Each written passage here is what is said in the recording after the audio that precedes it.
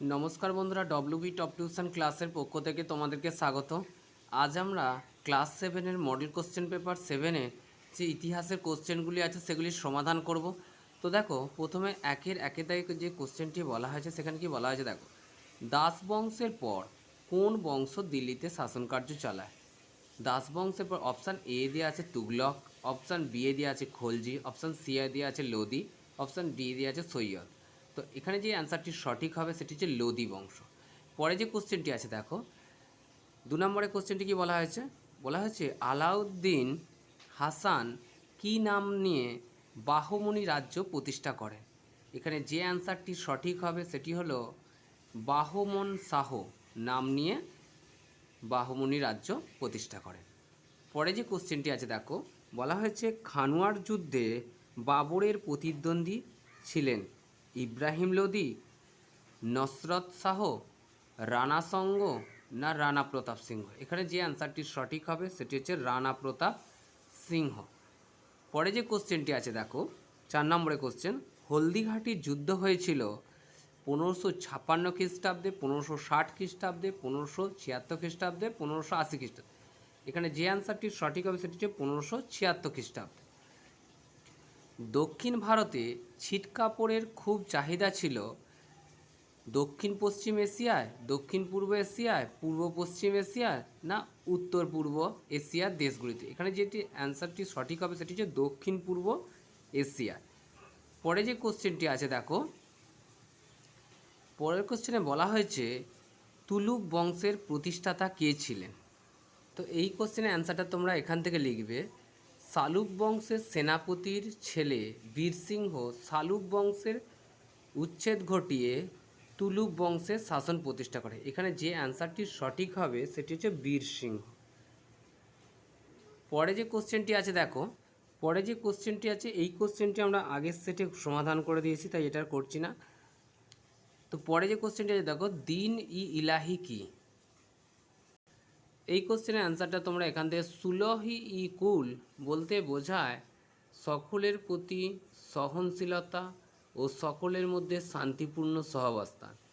এই আদর্শের ভিত্তিতে আকবর একটি ধর্মমত গড়ে তোলেন যা দিন ই ইলাহি নামে পরিচিত। সুলহি কুল আদর্শ মুঘল সাম্রাজ্যের প্রশাসনিক আদর্শ ছিল বিভিন্ন গোষ্ঠীর মানুষের সহযোগিতায় একটি যথার্থ ভারতীয় সাম্রাজ্য গড়ে তোলা। মুঘল বংশের শ্রেষ্ঠ সম্রাট আকবরের আদর্শ ছিল বাদশাহ বাদশাহ ঈশ্বরের ইচ্ছায় দেশ শাসন করবেন, প্রজাদের সঙ্গে পিতৃসুলভ আচরণ করবেন, তিনি কোনো ব্যক্তি বা গোষ্ঠীর প্রতি পক্ষপাত করবেন না। পরে যে কোশ্চেনটি আছে দেখো, তো দেখো বন্ধুরা, পরে যে কোশ্চেনটি আছে বলা হয়েছে জাপদি কি? তো বন্ধুরা, এই কোশ্চেনের অ্যান্সারটি তোমরা এখান থেকে লিখবে, জাপদি কি? মুঘল যুগে ভারতবর্ষে অর্থনীতি ছিল মূলত কৃষি প্রধান, তাই মুঘল সম্রাট আকবর বুঝেছিলেন যে ভালোভাবে শাসন পরিচালনা করতে হলে ভূমি রাজস্ব ব্যবস্থার উপর নিয়ন্ত্রণ প্রয়োজন। সম্রাট আকবর নতুনভাবে জমি জরিপের করান এবং তার ভিত্তিতে রাজস্ব নির্ধারণ করেন।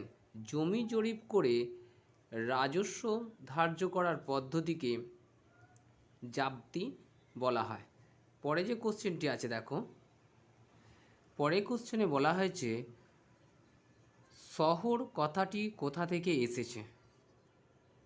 তো এখানে এই অ্যান্সারটি কোনো, শহর শব্দটি যে ভাষার শব্দ সেটা হচ্ছে ফার্সি শব্দ। পরে যে কোশ্চেনটি আছে দেখো, পরের কোশ্চেনে বলা হয়েছে 3-এর একের দাগে কোশ্চেনে বলা হয়েছে কি, কৃষ্ণদেব রায় কোন রাজ্যের রাজা ছিলেন? তার লিখিত গ্রন্থের নাম কি? তো দেখো বন্ধুরা, এই কোশ্চেনের অ্যান্সারটি তোমরা এখান থেকে লিখবে, কৃষ্ণদেব রায় ছিলেন বিজয়নগর রাজ্যের বিখ্যাত শাসক, আর তার লেখা গ্রন্থটির নাম হচ্ছে কি, কৃষ্ণদেব রায় নিজে একজন সাহিত্যিক ছিলেন, তেলেগু ভাষায় লেখা আমুক্ত মাল্যদ এই গ্রন্থটি কৃষ্ণদেব রায়ের লেখা। পরে যে কোশ্চেনটি আছে, 1539 খ্রিস্টাব্দে কাদের মধ্যে কোন যুদ্ধ হয়েছিল? 2 নম্বরে যে কোশ্চেনটি আছে দেখো, 1539 খ্রিস্টাব্দে কাদের মধ্যে কোন যুদ্ধ হয়েছিল? তো দেখো বন্ধুরা, এই কোশ্চেনের অ্যান্সারটা তোমরা এইখান থেকে লিখবে যে 1539 খ্রিস্টাব্দে হুমায়ুন আর শের খানের মধ্যে হয়েছিল 1539 খ্রিস্টাব্দে, সেটা হচ্ছে চৌসার যুদ্ধ। চৌসার যুদ্ধ হয়েছিল 1539 খ্রিস্টাব্দে হুমায়ুন ও শের খানের মধ্যে হয়েছিল। পরে যে কোশ্চেনটি আছে দেখো, পরের কোশ্চেনে বলা হয়েছে দিল্লি শহরে জলের সমস্যার প্রধান সমস্যা ছিল কেন? এই কোশ্চেনের অ্যান্সারটা তোমরা এখান থেকে লিখবে। তো দেখো বন্ধুরা, এই কোশ্চেনের অ্যান্সারটি তোমরা এখান থেকে লিখবে, সুলতানি আমলে দিল্লি শহরে প্রধান সমস্যা ছিল জলের সমস্যা। জল সমস্যার কারণ দিল্লির অবস্থান। দিল্লি শহর গড়ে উঠেছিল আরাবল্লীর শৈলশিরার এক প্রান্তে। আরাবল্লীর পাথুরে এলাকায় জলের সমস্যা ছিল। দিল্লির জনসংখ্যা বৃদ্ধি।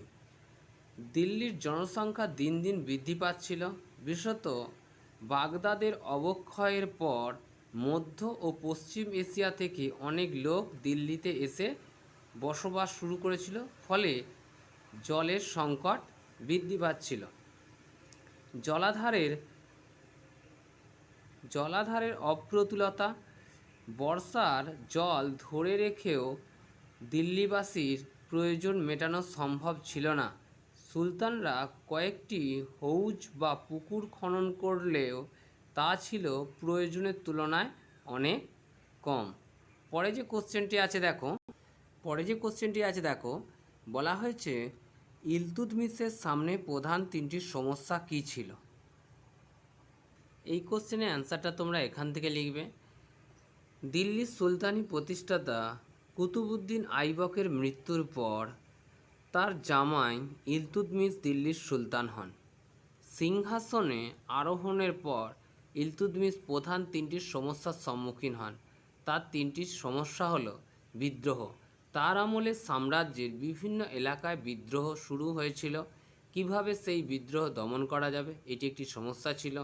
মঙ্গল আক্রমণ। মঙ্গল বীর চেঙ্গিস খান তার সাম্রাজ্যের সীমান্তে উপস্থিত হয়েছিলেন। কিভাবে মঙ্গল শক্তির মোকাবেলা করা যাবে, এটি একটি সমস্যা ছিল। 3 নম্বরে যেটি আছে দেখো, উত্তরাধিকার। দিল্লির সুলতানিতে তখন নির্দিষ্ট উত্তরাধিকারের নিয়ম চালু হয়নি। কিভাবে একটি রাজবংশ তৈরি করে উত্তরাধিকারের সমস্যার সমাধান করা যাবে, কুতুবউদ্দিন আইবকের জামাই ইলতুৎমিশ সুলতান হওয়ার পর খলিফার অনুমোদন নিয়েছিলেন। পরে যে কোশ্চেনটি আছে বলা হয়েছে ঔরঙ্গজেবের দাক্ষিণাত্য ক্ষত সম্পর্কে যা জানো লেখো। এই কোশ্চেনের অ্যান্সারটা তোমরা এখান থেকে লিখবে।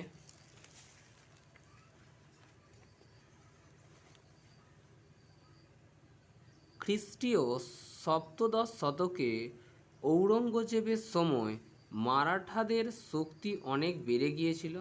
ঔরঙ্গজেব ভেবেছিল যে দক্ষিণী রাজ্যগুলিকে জয় করতে পারলে সেখান থেকে অনেক বেশি রাজস্ব আদায় করা যাবে, তার সঙ্গে মারাঠাদের দমন করাও সহজ হবে। ঔরঙ্গজেবের আমলে মুঘলরা বিজাপুর ও গোলকোন্ডা দখল করেছিল। মুঘল সাম্রাজ্যের আয়তন এত বড় আগে কখনো হয়নি, কিন্তু বাদশাহ যা ভেবেছিলেন তা হলো না। তার বদলে বহু বছরের রক্তক্ষয়ী যুদ্ধে মুঘলদের অনেক আর্থিক ক্ষতি হলো। দাক্ষিণাত্য যুদ্ধে এই ক্ষত আর সারল না। মারাঠা নেতা শিবাজিকেও স্বাধীন রাজা বলে মেনে নিতে হলো। 25 বছর ধরে যুদ্ধ করে ঔরঙ্গজেবের শেষ দাক্ষিণাত্যেই মারা গেলেন। অর্থাৎ কী বলা, 25 বছর ধরে যুদ্ধটা চলেছিল এবং ঔরঙ্গজেব শেষে ওই দাক্ষিণাত্যেই মারা গেলেন 1707 খ্রিস্টাব্দে। পরে যে কোশ্চেনটি আছে দেখো, পরের কোশ্চেনে বলা হয়েছে যে ইউরোপীয় কোম্পানির কুঠিগুলি কেমন ছিল। এই কোশ্চেনের অ্যান্সারটি তোমরা এখান থেকে লিখবে। সপ্তদশ শতকে ইউরোপে অনেকগুলি বাণিজ্যিক কোম্পানি গড়ে ওঠে। এই কোম্পানিগুলির মধ্যে ইংরেজ, ডাচ, ফরাসি, ডেনমার্ক প্রভৃতি ছিল। এই কোম্পানিগুলি মুঘল আমলে ভারতে ব্যবসা করতে এসেছিল। ইউরোপীয় কোম্পানিগুলি ভারতের বিভিন্ন জায়গায় ঘাঁটি ও কুঠি গড়ে তুলেছিল। 1. কুঠিগুলিতে ইউরোপীয় বণিকরা নিজেদের বাড়িঘর তৈরি করত। 2. কুঠিগুলিতে দুর্গের মতো অস্ত্রশস্ত্র রেখে সুরক্ষিত করে রাখা হতো। 3. কুঠিগুলিতে মালের গুদাম থাকত। ভারতীয় শাসকরা কুঠি বানানোর অনুমতি ও বিভিন্ন সুযোগ সুবিধা দিতেন। ভারতে সুরাট, বোম্বাই, মাদ্রাজ, হুগলি, চন্দননগর, কলকাতা প্রভৃতি জায়গায় ইউরোপীয় কোম্পানি কুঠি গড়ে উঠেছিল। তো বন্ধুরা, পরে যে কোশ্চেনটি আছে দেখো, পরের কোশ্চেনে বলা হয়েছে যে মোহাম্মদ বিন তুগলকের পরে 5-এর 1 থেকে কী বলা হয়েছে, মোহাম্মদ বিন তুগলকের কাণ্ড কারখানাগুলি লেখো। এই কোশ্চেনের অ্যান্সারটা তোমরা এখান থেকে লিখবে। মোহাম্মদ বিন তুগলকের আমলে অর্থাৎ 1326 থেকে 27 বা 28 খ্রিস্টাব্দ নাগাদ উত্তর পশ্চিম সীমান্তে মঙ্গল অভিযান হয়। সুলতান মঙ্গলদের তাড়া করে উত্তর পশ্চিম সীমান্তে কালানৌর ও পেশোয়ারে সীমান্ত ঘাঁটি মজুত করেন। তিনি মধ্য এশিয়ার অভিযানে পরিকল্পনা করেন, সেই জন্য বিরাট সেনাবাহিনী গড়ে তোলেন। সুলতান পুরনো দিল্লি শহরকে সেনা শিবির বানিয়ে তোলেন। শহরের অধিবাসীদের তিনি দাক্ষিণাত্যে দৌলতাবাদে পাঠিয়ে দেন। সৈনিকদের বেতন দেওয়ার জন্য দোয়াব অঞ্চলে অতিরিক্ত কর চাপান। শেষ পর্যন্ত তার মধ্য এশিয়া অভিযানের পরিকল্পনা ব্যর্থ হয়। বিরাট সেনাবাহিনী ভেঙে দিতে বাধ্য হন মোহাম্মদ বিন তুগলক। পরে যে কোশ্চেনটি আছে দেখো, পরের কোশ্চেনে বলা হয়েছে শেরশাহের সংস্কারগুলি লেখো। এই কোশ্চেনের অ্যান্সারটা তোমরা এখান থেকে করবে।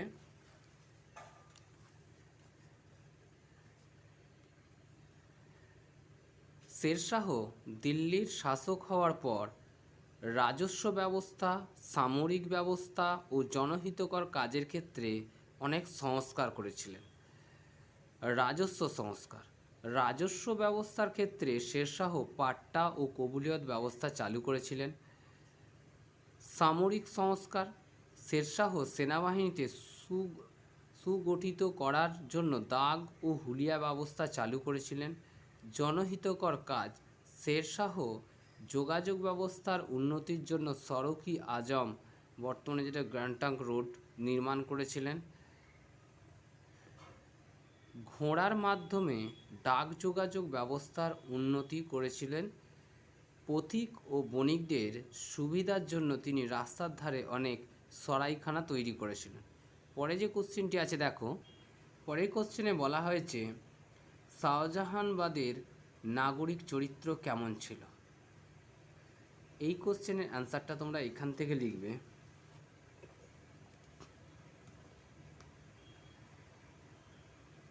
মুঘল সম্রাট শাহজাহান যমুনা নদীর পশ্চিমে শাহজাহানাবাদ শহরটি গড়ে তোলেন 1639 খ্রিস্টাব্দে। এখানে বিভিন্ন ধর্ম সম্প্রদায়ের মানুষ মিলেমিশে বসবাস করত।